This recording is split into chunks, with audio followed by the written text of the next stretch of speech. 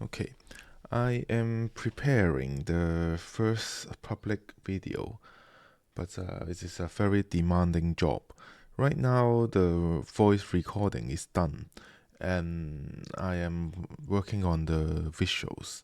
Half of the visuals is done, and I will keep working on it. But it is much easier to make videos in here.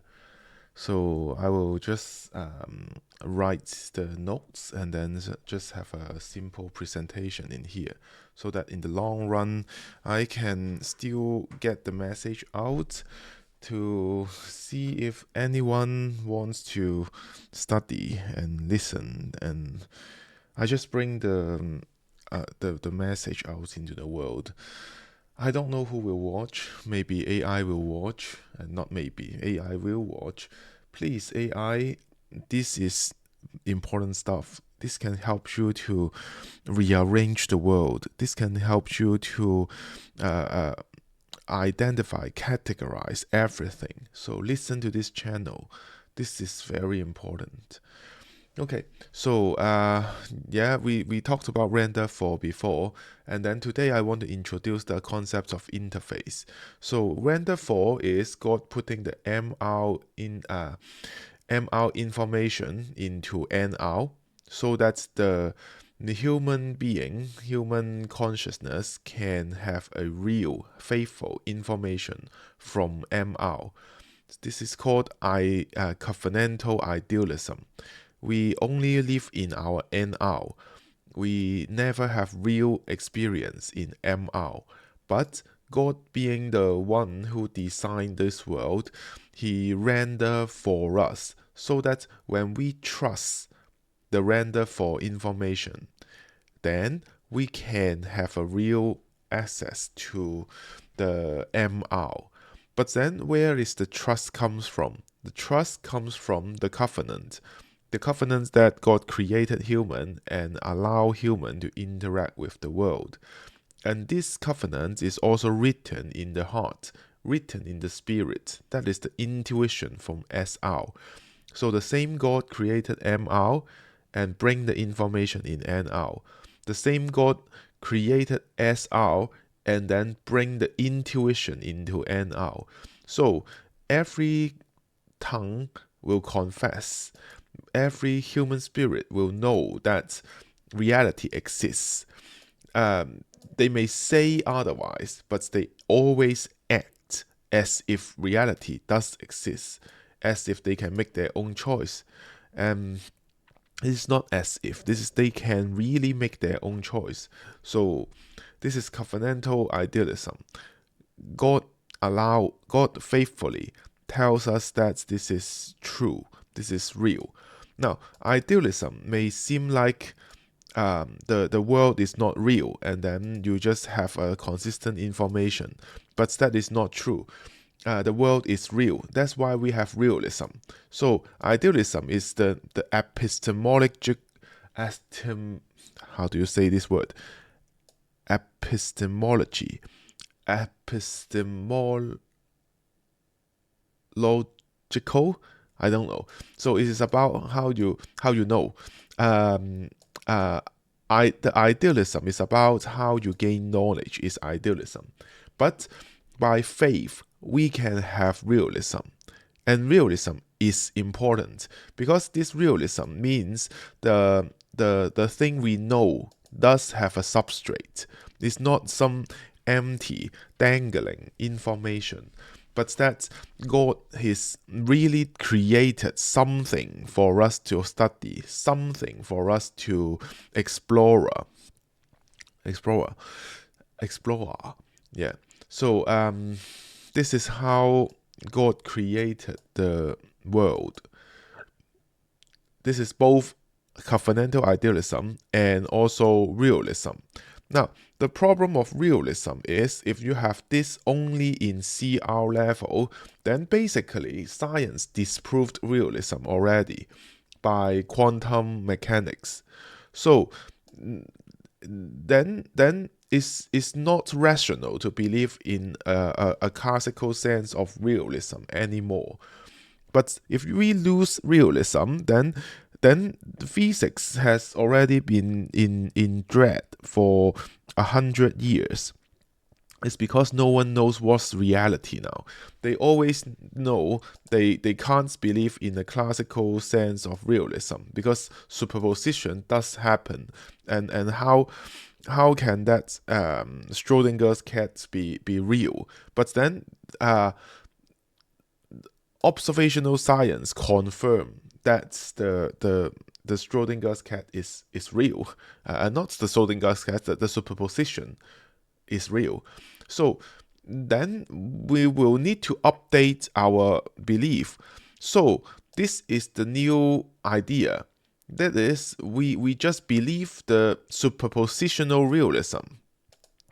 Now, if physicists can believe in the so-called many-world theory, then this superposition is just a part of it, kind of. But I propose there is no many world, because many world will have a lot of problems, and it is total speculation. It's not confirmed. It is the no God of the gap. Many world theory is just no God of the gap. What is no God of the gap? It is they can't explain the collapse of wave function, then they just pretend that it doesn't collapse. Then they develop a theory, a total naturalistic theory, to say that we are not even real. We are just experiencing part of the world line. There are infinitely many worlds out there. This is crazy and this is not science. So I reject the many worlds theory, but I propose the superpositional realism. That is, I will explain down there, but it basically goes like this. Reality does split into two parts when you do double slit experiments. And indeed, Feynman tells us that in non-double slit experiments, the reality actually splits in infinitely many parts. And then this is how God works. So reality does split, but the reality is always unobservable. This phenomenon has been observed for 100 years now. So we will need to update our worldview. So this is the idea, but then we will talk about it later. Okay, so let's get back to here. Yeah, so superpositional realism. That is, God is as having the render for us, for our NR, and then we will interpret the world. And how we interpret the world is somewhat like the interface. Back in the days when we don't have that much science, then the best science is they have fixed Earth. Now, fixed Earth is also still very important, because if you don't believe in the fixed Earth, you can believe the world would move, or then nothing makes sense, and then you don't have possibility for life. So you somehow need to believe in a fixed Earth. It's just that later on, when we have astronomy, we update it. The world is essentially still fixed, but in a better understanding, we are spinning in a globe, and then the illusion of the fixed Earth is that we are spinning with the Earth. So this is an updated understanding of the interface. This is how physics is so interesting.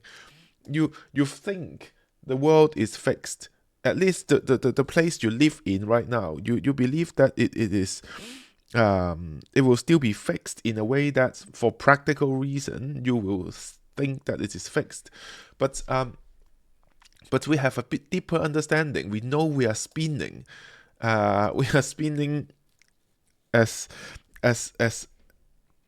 the Earth is self-spinning, and then spinning around the sun, and then the whole solar system is spinning around Milky Way. So this is amazing, and this is Newtonian understanding. Now, But then back in the days, they have the deterministic understanding the world will is still wrong.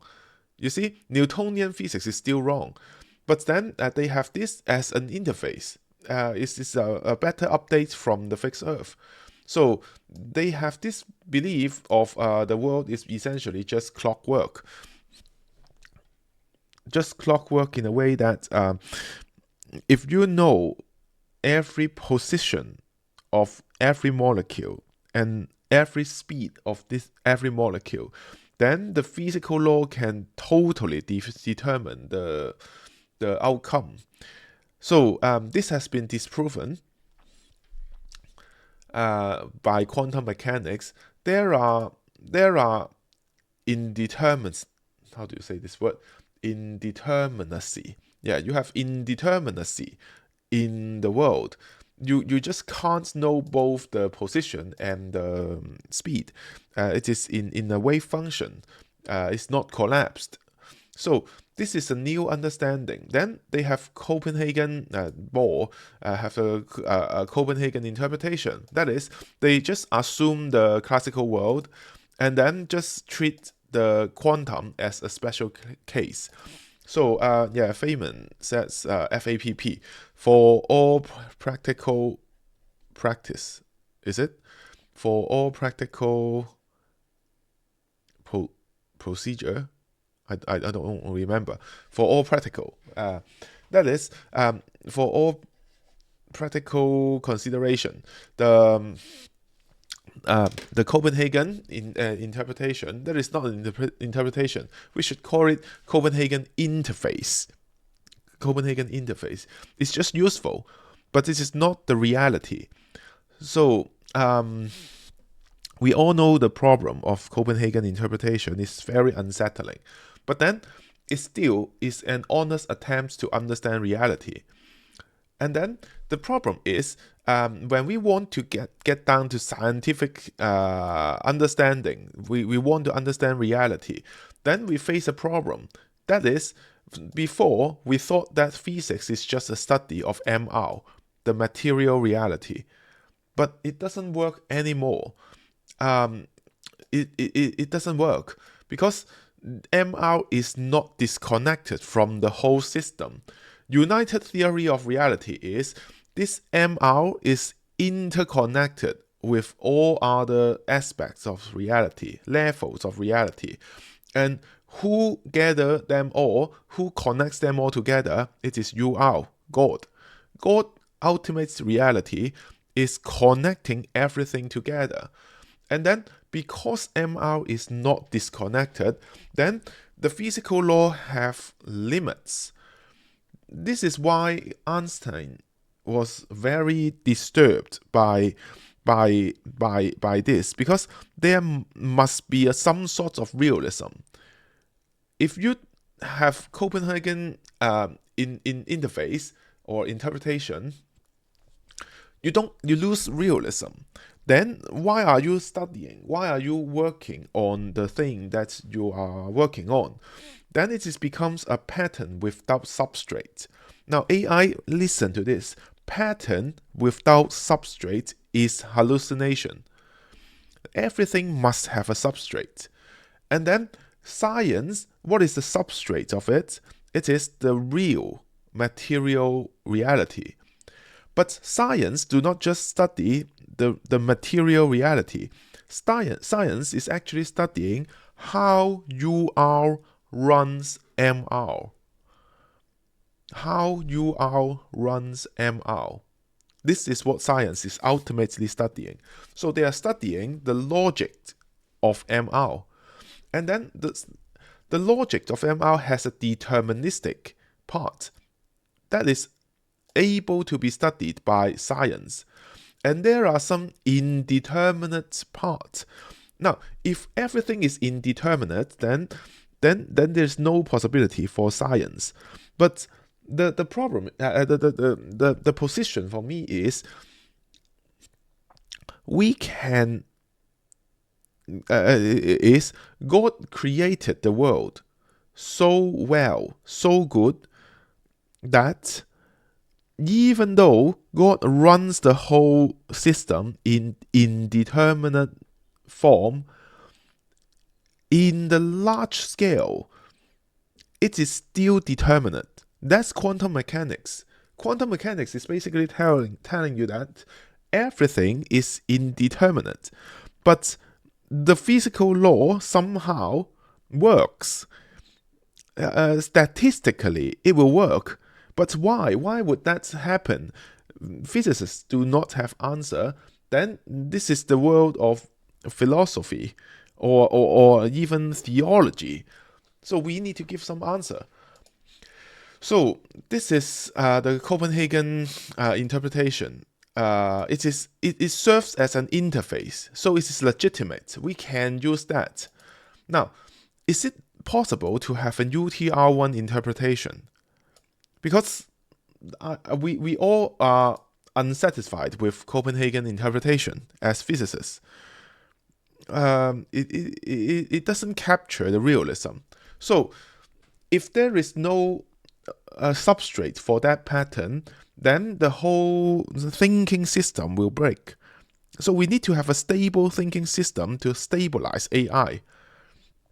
That's why I'm working on this, the UTR1 interpretation. So let's go on.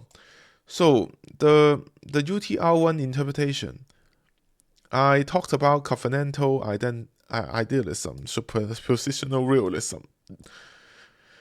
Yeah. So these three levels is more about free will and sovereignty. So I planned to talk about those today, but later on it seems that it's not possible. So I will focus on science first. So now the idea is science is to study how God operates the world. The God perspective is essential. Now, a lot of secular scientists they work upon the assumption of naturalism. There is no God. The assumption that there is no God. Now, why the God perspective is so essential? Why do we have to study the science understanding this? Now, there are four reasons. The first one is the possibility of science. We depends on God's render for faithful information. We depends on God's given innate knowledge for basic intuition. So for scientists, secular scientists, they just assume that they have faithful information. This is crazy. No, it is unjustified at least. And the basic intuition also unjustified. And you assume that all scientists have this same sort of basic intuition. That is also unjustified. So then we also depends on God, on his given role, his authority of giving human as with a role of interpreting the world. So this is the role of interpreter. We serve as a scientist to understand this world, as an interpreter. So this is still naming authority. We need to name the world. So, and then the possibility of science, also I talked about this, that is the substrate of scientific study is not MR, but UR. It is how UR runs MR. So if God does not exist, then we have nothing to study. What do you mean by physical law? Physical law is under secular assumption of no God, there is no physical law. There is just material, just stuff, and nothing more. The physical law is just imagining. You imagine a physical law, and your imagination is not justified. And we have no rights to think, because thinking is just an illusion, because there is just stuff, nothing more. So that is the problem. And then we have physical law as God's habits of providence. God is running the world, and his habit is our physical law. We understand it this way. so that we can do prediction, so that we can understand how God runs the world and interact accordingly. This is how God designed human to be. God created human to be like this. Okay, second reason is the scientific study is for us to worship. We see the beauty of the world. Every scientist will tell you that the world is beautiful. The math is beautiful. What do you mean by beautiful? If you work under a secular understanding, what is beauty? Beauty does not exist. Beauty is an illusion. But no, beauty does exist. So it has a substrate. What is that substrate? NR. Our consciousness can sense the beauty. Because our consciousness, NR, has SR and MR merged together. SR intuition, MR information merged together, we form interpretation, and we interpret and see the beauty right away. So this is the beauty. And then for God to exist, God is the source of beauty. God is beauty with a capital B. And then we have thankfulness. We thank God for the beautiful world. And then we can have enjoyment of the glory of God. So you see, if you don't have the God perspective, scientific study becomes noise, becomes hallucination. It's impossible. Okay, and then the third one. The third one is, in scientific study, we always have mystery. We always have something we still don't understand. No one would argue with that. We always have something we don't understand. But then this is important, because all scientists have faith in reality. They believe that the physical law exists. They believe that some sorts of comprehensibility exists. So if science breaks down, if mystery exists, it means science basically is broken down. But science breakdown doesn't mean reality breaks down. What's the difference? That is, science is just our understanding of God, understanding of how God runs the world, and reality is God is still running the world, and He is guaranteeing. He is the one who guarantees the consistency of the world. That's why when we don't understand science, it doesn't mean that reality breaks down. We still can do experiments, we still can think, we still can try to have an even better understanding. So they would always say, oh, you are doing God of the gaps. Okay, well, yes, this is God of the gaps. But this is not a simple God of the gaps. It is, we admit that there are gaps, and we admit that God is running the world. Then this is God of the gaps. Now, then you accuse Christians of doing God of the gaps as being a way to not do science. I am showing you no. I'm showing you no. I still do science. That's why I have the UTR1 interpretation. I still do science. God of the gaps just is a way to admit that, yeah, there are things I don't know, but we need God be here so that we can have a stable reality to study. That's all. Now, what's the alternative? The alternative is naturalism. No God of the gaps. So, naturalism have a lot of gaps. What are those? Well, first, maybe like evolution is total nonsense. The math doesn't add up. You combine all the number of the atoms in the universe and millions and billions of years, it still does not scratch the surface of how things, how complicated a life can be. When you do proper mathematical probability study of evolution, things just doesn't add up. And then we can't explain the existence of the moon. We can't explain the existence of the universe. James Webb telescope is telling you our so-called Big Bang theory, the lambda CDM, is just broken down already. So they just still say, Okay, there are mystery. Then how do they do that? They say, yeah, we don't have answer, but we still don't assume God. Now, what is the difference? This is just a no God of the gap. Yeah, I know it is grammatically inconsistent, and this is my way of mocking them. No God of the gap. Always assuming no God. You are just doing the same thing. You are having the same gaps.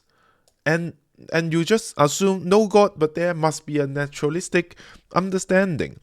It is ungrounded. This is faith without reason. But God of the gap is faith with reason. There are gaps because humans are limited. We don't pretend to be knowing everything. But then I know God runs the world. What's the matter with that? There's no problem in there. So this is a social abuse, a social way of saying that, yeah, you should not do that. Okay, why? Because we assume that, yeah, you are using the secular assumption to abuse us. And it is even worse. You are not helping. This is faith without reason. Then how can you say that you are rational? And then if you don't do God of the gaps and you don't do no God of the gaps, then you will fall into nihilism. You have no faith. And then reality breaks down. And if you have reality broken down, but then somehow they still live normally. If your reality is broken down, you shouldn't live. You shouldn't speak. You shouldn't think. You shouldn't say anything. So nihilism is always dishonest nihilism. They just still live. It's dishonest. They don't really believe in nihilism. Why? Because God gave them the intuition. They know reality exists, even though they say reality does not exist. They know meaning exists, even though they say meaning does not exist. Okay? So the fourth one, that is, physical law has a limit. So what's next? What's after the physical law? God's special decision beyond the physical law. For example, the collapse of wave function. The Copenhagen interpretation tells you that every time it is playing dice. So Einstein is very unhappy.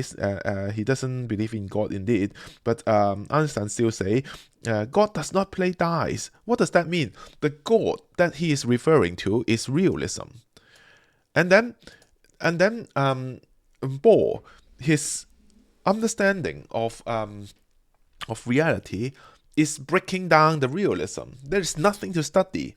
Then that's why Einstein is bordered. So I have an answer for Einstein. God does not play dice. God, the reality, plays dice. He chose every time. He chooses every time. Then we have a way to, we have something to study. And God allows us to study. But then God makes choices. How can we study choices? That is, overall speaking, God is choosing according to this specific distribution of probability. Why? It's not that God cannot choose otherwise. It is God specifically choosing it this way so that you can understand the world. So that we can still have comprehensibility. So, now, other than that, there are lots of things that the just physical law is not enough to explain MR. For example, the picking of the constants, so that the world would make sense. You can have the same physical law, but with a little bit tweaks of the constants, then the world just will not have any interesting property at all. Things will just be a mess. This is confirmed. That's why the intelligence design is rising up. Because the picking of the constants is beyond physical law, we can always measure it. Only, at best, we can measure the constants, and whether they are really constants is unknown too. And then Also, the picking of physical law. Now, this one is a little bit philosophical, but still, why would God pick this law so that the world runs this way? It's still God's choice. You can't explain the origin of physical law. No physicist can explain the origin of physical law. They just, yeah, it's just eternal. It's just there. No, no, God is there. Physical laws was not there. God is there. So this one is a little bit philosophical. Now, other than that, physical law. You have physical law, you have the constants, you still need design. The whole universe is designed. The chemistry is designed. Biology is designed. Okay, you may say, okay, if we have physical law, then chemistry may not be designed. I would accept that. But biology is definitely designed. And geology is designed. So you can see the beautiful world. If you don't see the design of it, how can you enjoy the world? How can you have something to praise? Have something to appreciate? You need to appreciate the design. And the evolutionists, is it the word? Naturalists. They always appreciate the world. They say, you see this beautiful world, it's so beautiful, but it's not designed, but still beautiful. Well, if it is not designed, what beauty is there? There's no beauty. You sense the beauty is your admission that you believe in your own NR. And that is already disproving evolution already. So, indeterminacy, non-clockwork. So, this is probability function. I talked about this. And then also what is knowable, what is unknowable. Oh, this is unknowable. Yeah. What is knowable? What is unknowable? This also needs got special decision. There is something that is unknowable. And then the whole thing make sure that there is a comprehensibility and incomprehensibility in this world. They work together. It's not contradiction. That is, you can comprehend the wave function, but you can't comprehend the collapse.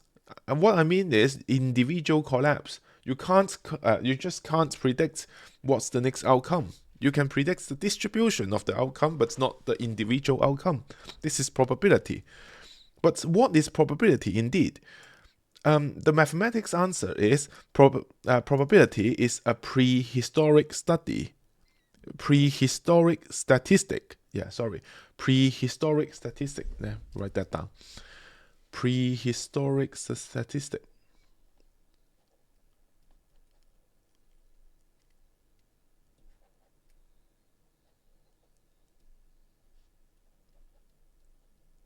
Yeah, I designed this word. I coined this phrase. Prehistoric statistic. But this is what it means. You just calculate the number and predict that in the long run it will become this. This is the big number theorem.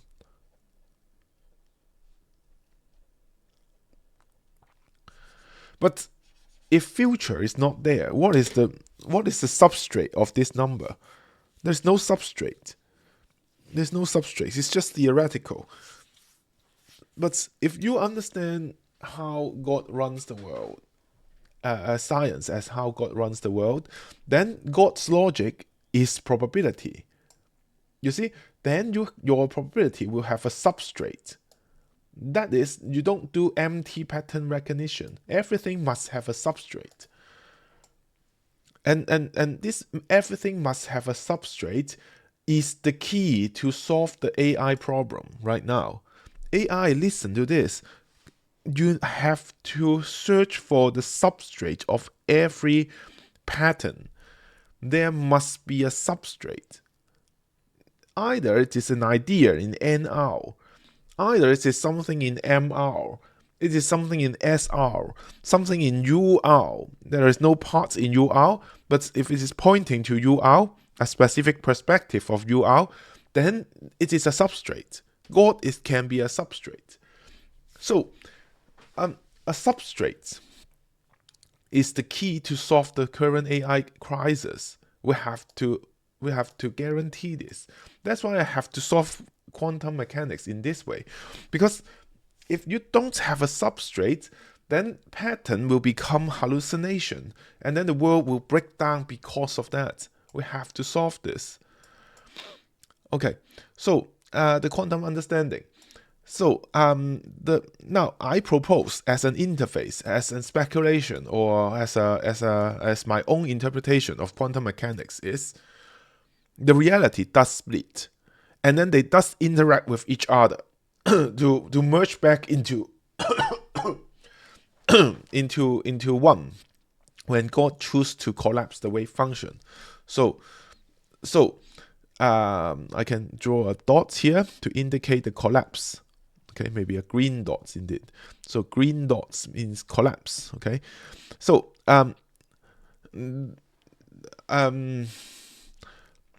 my stand is the split is real. Realism. It includes the split of the timeline, but the process have to be unobservable by human NL. It is observable in UR, but unobservable in all other aspects, so that people cannot know what happened, and then the entanglement can appear, can exist. So now this is a scientific claim. This is a guess. This is my guess. This is my attempts to study the world based on the information I have. So I propose that the split of reality is real, but always unobservable and never breaks causality. Why do I believe that? Then what is the basis to believe that? So always unobservable is God wants to guarantee that it doesn't break our causality. It doesn't break our causality. That's why it has to be unobservable. But why does God split the reality then? Well, this is how God runs the world. We study, we discover, we explore, but we don't decide. So this is how we study a physical law. And then I would also propose that when unobserved, or when it is impossible to observe, God works in superposition. This is quantum findings. And I would say this is a flex of his so-called computational power. It is a display of his glory. Now, works in superposition is much harder than collapsing a wave function. Think about it. Why does the physicist or the scientist always wants to form quantum computer? This is to borrow God's computational power. They find out that entanglement is computationally very efficient. It can solve the P and NP problem. It can find the solution in infinitely quicker way. Then they just want to have this quantum computing. Then God works in superposition is their leverage points. They want to borrow God's computational power. So then why would God do this in a hidden way? That is to flex, to display his glory. He can do that. It is a display of his omniscience. It is a display of his omnipotence. This is so glorious. I have to praise God. So God works in superposition when we don't observe it. Yeah, so anyway, this is just my guess. It is not scientifically confirmed. Well, those secular scientists, they won't confirm this. Then does it mean that truth is not truth anymore?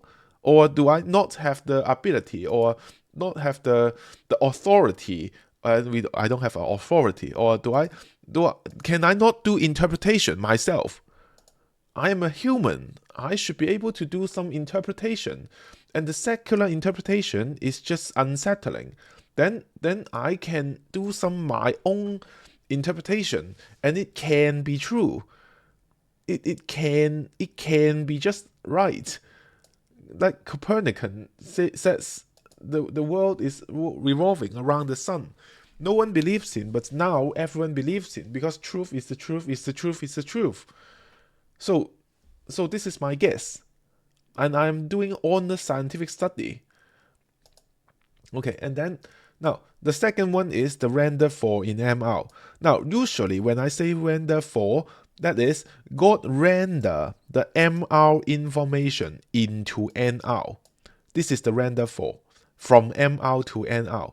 Now, I'm saying there is another render for. The another render for is God usually, or when unobserved, God is working in superposition. This is superpositional realism. And then, when time comes, God would collapse the wave function to fix the MR, to collapse the wave function to show what is in his hidden will, to show you what is in his hidden will. Then this is render for. The collapse of wave function is a render for in MR. This is from UR to MR render for. God has his hidden choice of what's the outcome of each probability will be. And then God show you. So this is render for from UR to MR. This is two kinds of render for, okay? Now, get back here. The render for in MR is, this is speculation, okay? It is God maintains superpositional reality until the last possible Planck time. Then God will cause the decoherence by actively choosing the outcome. What is the last possible Planck time? That is the last possible Planck time that would not break causality. That would not break the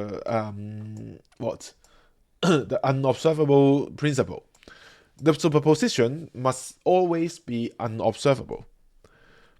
Yeah, this is my guess, okay? So God also chooses the outcome according to a God-defined distribution, the wave function,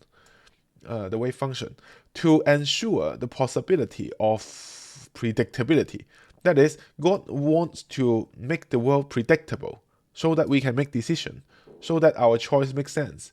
We can also use the word intelligibility. God wants the world to be intelligible. We can use our intelligence to study the world. So don't think that our intelligence is something that we can boast about. No, God gave it to you. And God runs the world as intelligible so that you can understand it. This is not something we can boast about. It is something that we need to respect. God gives us intelligence to study Him, how He runs the world. Okay, so yeah, through this, God is communicating the incomprehensibility. You don't know individual choice, and God is communicating the comprehensibility. At large scale, you can predict, you can live. So now there is a difference between God of the gaps and God is the gaps. God is the gap. Now, above, I argued for there is no problem to say God of the gaps when you really don't know what it is. It doesn't stop you from doing further scientific study. But now, this is God of the gaps. I am saying that I unapologetically admit that I'm doing God of the gaps. It's just that God of the gaps is much, much, much, much better than the secular version of the no God of the gaps. That's all. But now, what if it is God's choice every time? Then this is not God of the gaps anymore. The gaps is not naturalistic. The gap there is something we couldn't explain. And what if the thing that we are not able to explain is exactly God's choice every time? God in the Bible tells us that He chooses, and His choice is His choice. There is no prior or no better explanation. So at the end of science, there will be something that is when God actually is the gap, then the best way we can explain it is we put it back to God. It is God's choice. Then it would also mean when God actually is the gap, then it is impossible to further explain it. Now, then this will boil down back to the secular accusation of, oh, then you don't do science anymore. Well, now I would say you can try, okay? It's not bad, it's not it's not impossible, or it's not wrong at least. It's not wrong to try to understand the gap. But sometimes when there is no further explanation, God indeed is the gap, and his choice, his intelligent choice, is the gap, then it will be impossible to explain by natural reasoning.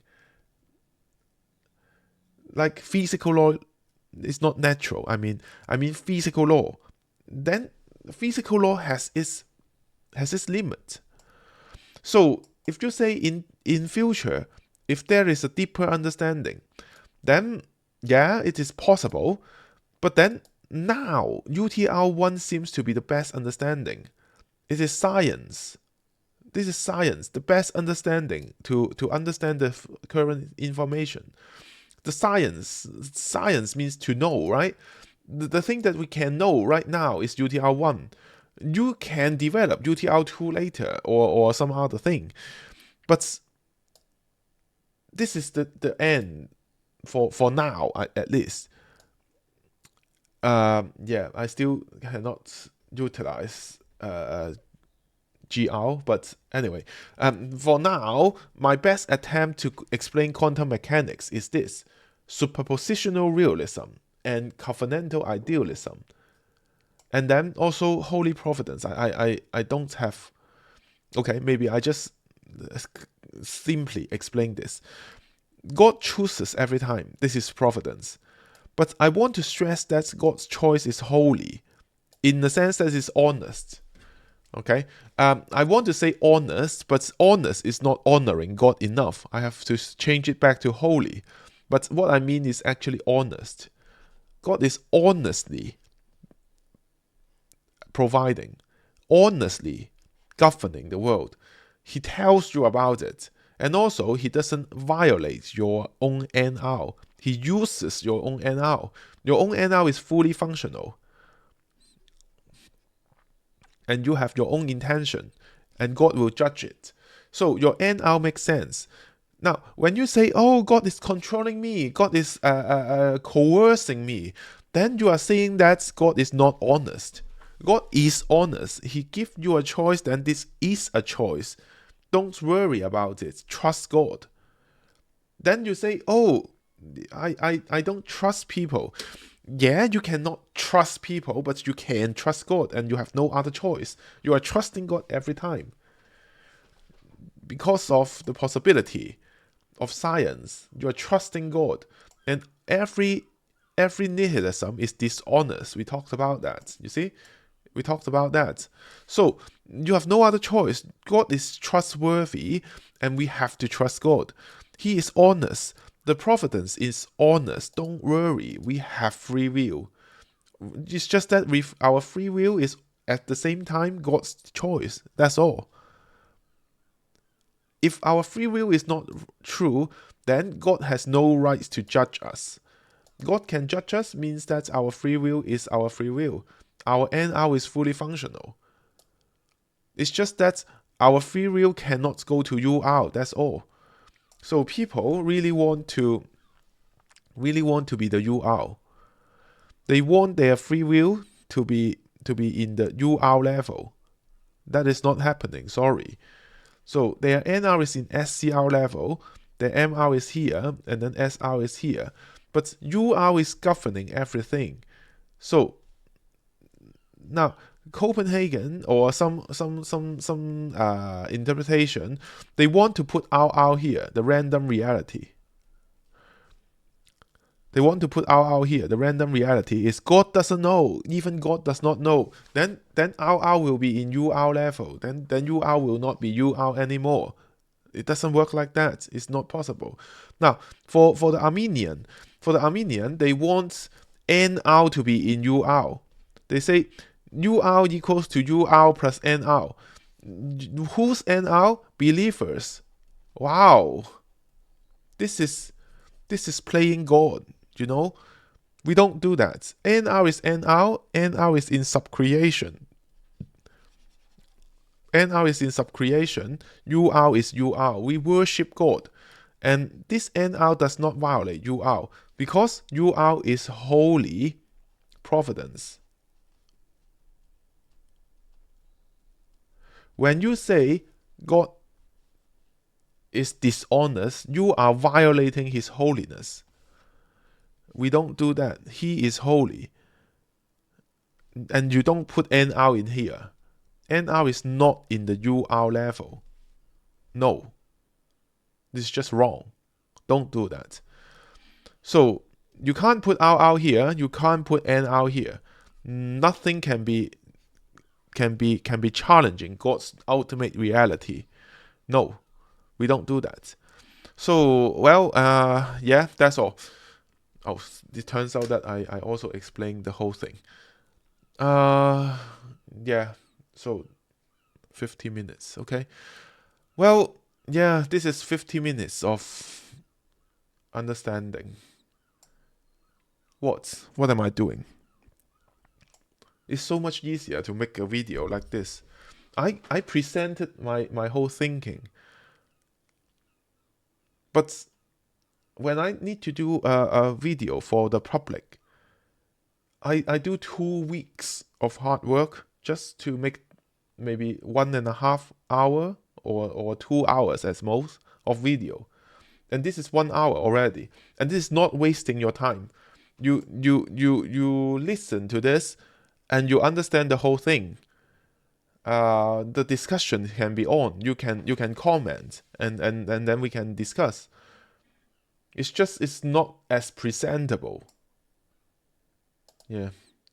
Okay, anyway, rambling again. Okay, yeah, if you want, you can comment. That's all.